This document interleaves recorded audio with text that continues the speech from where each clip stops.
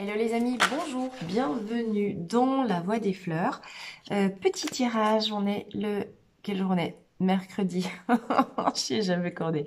Je sais que c'est la nouvelle lune, aujourd'hui on est le 2 mars et je voulais faire un petit tirage rapide. Quelles sont les énergies pour cette journée de nouvelle lune?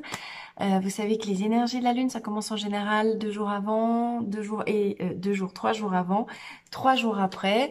Nouvelle Lune, toujours une énergie de nouveau cycle, de nouveau démarrage, dont la continuité des tirages qui ont été faits hier et la semaine dernière pour ces énergies du mois de mars. Voilà, à quoi peut-on s'attendre pour cette période, du coup on va dire la semaine, les messages que nous avons à entendre. Et du coup, la posture interne dans laquelle se positionner pour aller chercher et incarner ce qu'on veut mettre en place dans sa vie au moment de la nouvelle lune. C'est le moment aujourd'hui de faire un petit rituel, de poser vos vœux, vos intentions à l'univers pour ce cycle de nouveau de lune qui démarre avec sagesse. Ça saute, ça saute, ça saute. Je voulais 3 cartes et je les ai. Donc les voici. Avec l'oracle de la triade, on vous dit en dos du paquet que c'est une nécessité. Alors, nécessité de quoi? De monter et travailler son énergie. Les énergies collectives sont certainement turbulentes. Énergie de nouvelle lune, donc effectivement, on va avoir beaucoup de choses qui vont remuer. C'est une nécessité pour vous, dans cette période de pleine lune, de travailler à vous mettre un petit peu au calme, de manière à laisser s'intégrer dans votre matière les énergies de la nouvelle lune qui risquent d'être un petit peu chaotiques, un petit peu remuantes. C'est une période d'intégration de nouvelles énergies pour vous libérer du malheur. Qu'est-ce que c'est que cette carte du malheur? Cette carte du malheur, c'est peut-être les périodes qu'on vient de traverser, des périodes de forte libération karmique, des périodes de forte libération de mémoire tout court.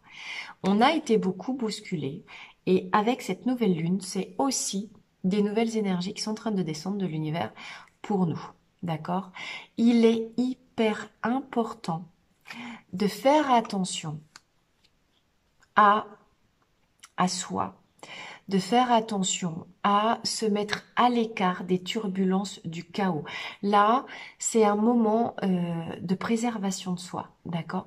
Donc, on vous dit de vous mettre un petit peu à l'écart, de vous mettre un petit peu au vert, de boire beaucoup d'eau. L'eau pure de source favorise l'intégration des nouvelles énergies. Si vous vous sentez, vous voyez, chahuté, cabossé un petit peu dans tous les sens. Je vous rappelle qu'une montée, on est tous en train de vivre une montée de vibration, c'est ça que ça veut dire. Une montée vibratoire, ça veut dire quoi?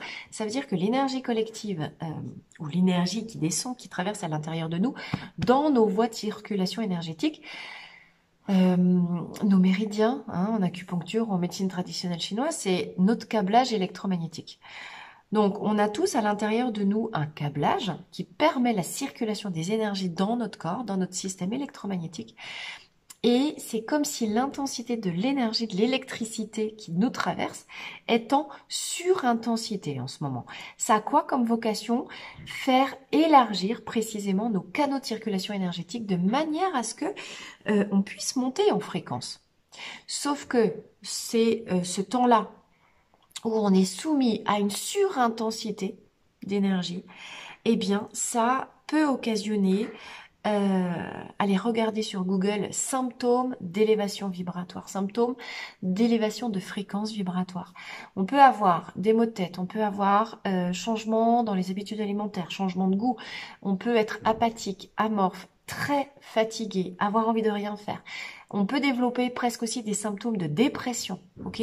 Si, par exemple, on peut avoir des nausées, on peut avoir mal au ventre, il y a vraiment tout un tas comment est-ce qu'on dit, de symptômes différents, selon 4 minutes 44, merci les anges, de symptômes différents selon la personnalité, selon, bref, qui on est. Ne perdez pas trop de temps ni d'énergie à focaliser et dramatiser sur ces symptômes. Ils sont passagers. Ils sont liés au fait que vous êtes en train, si ça vous parle, et si vous êtes arrivé jusque-là dans la vidéo, vous êtes en train de vivre un saut quantique en termes d'élévation de fréquence vibratoire. Ces symptômes sont uniquement transitoires et correspondent au temps que votre matière, le temps dont votre matière a besoin pour intégrer vos nouvelles fréquences. Ok? Alors, aidez votre matière, dormez, allez dehors, connectez-vous à la nature, buvez, buvez, buvez beaucoup d'eau, prenez des fleurs de bac. Ok? Voilà, regardez après.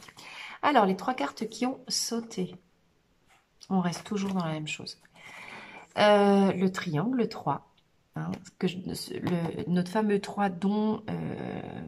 D'ailleurs, vous voyez, le 3, il est là, hein, pour le mois de mars. Ce fameux 3 dont j'ai déjà parlé dans les précédentes vidéos, sur les 2 vidéos, tirage général et tirage sentimental pour les énergies du mois de mars. Encore une fois, on a déjà évoqué cette question de la pyramide, c'est confirmé ici, ce tirage de nouvelle lune confirme bien les messages déjà délivrés dans les 2 dernières vidéos. Il est l'heure de passer du binaire au ternaire.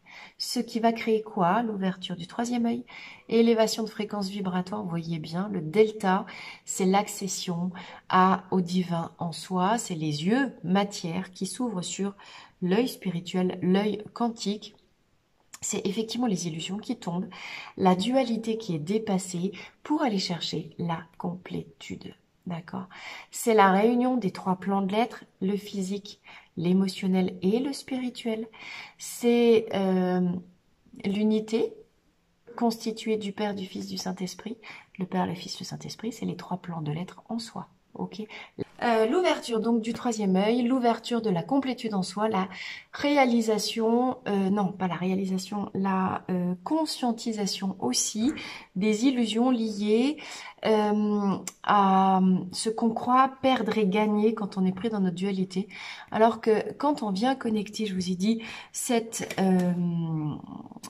trinité en soi, voyez, soit c'est moi, soit c'est l'autre, cette illusion-là de quand je suis moi, je suis pas toi, tombe d'elle-même parce qu'on comprend, on conscientise, selon cet axe vertical, que je suis les 2 à la fois.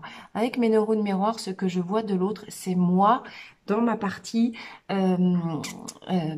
profonde, d'accord, dans ma partie ombre. L'ombre, c'est pas mauvais. L'ombre, c'est juste ce que je ne connais pas de moi. D'accord? Donc, dans l'ombre, évidemment, on a nos pulsions refoulées, mais il y a juste l'intégralité de nos archives, de mémoire, il y a notre contrat d'âme, il y a tellement de choses qu'on ne connaît pas.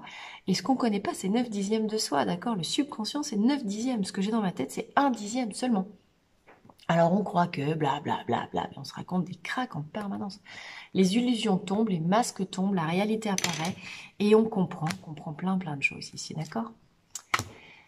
Avec le jumeau, on a toujours le même message. Reconnexion des liens d'âme, reconnexion des âmes sœurs, reconnexion des flammes jumelles, reconnexion de... Ouais, une fois que j'ai dit les liens d'âme, qu'est-ce que vous voulez que je dise d'autre? Reconnexion, rencontre, fusion avec cet autre qui nous est destiné, d'accord? Parce que effectivement, c'est un lien d'âme.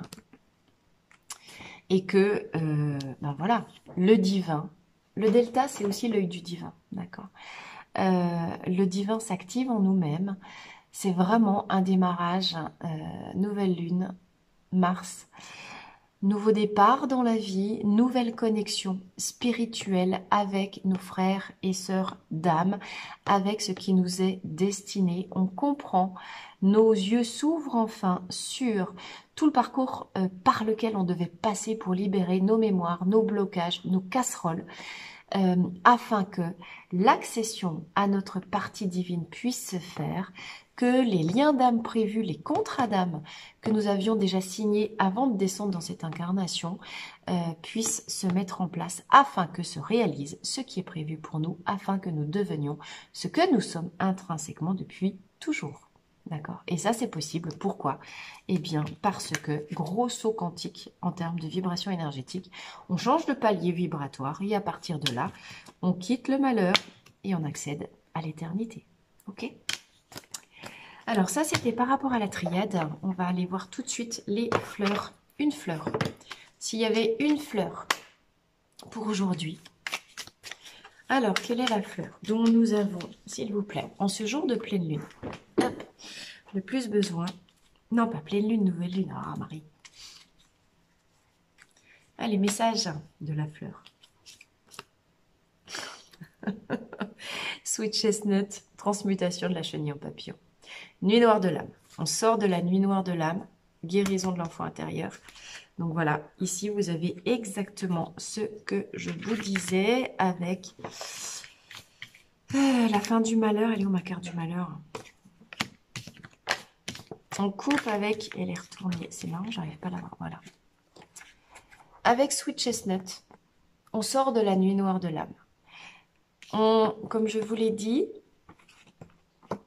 les yeux s'ouvrent sur les illusions qu'on avait de perte et de gain. On a cru perdre, on a possiblement perdu beaucoup de choses, mais finalement, c'est que dans la matière qu'on perd les choses, puisque dans l'énergie, on est tous liés, regardez, voyez, le lien d'âme, de sang. Ça, c'est une petite goutte de sang qui matérialise le lien qui existe entre les âmes, soit les âmes destinées, soit les âmes sœurs, mais également le lien énergétique d'amour qui perdure entre toutes les personnes qui se sont aimées ou qui ont eu un lien fort. Ce qu'on perd, c'est la matière et c'est une illusion de perte parce que dans l'énergie, dans l'âme et pour l'éternité, on est reliés entre nous. Dans l'énergie, on est tous reliés. D'accord?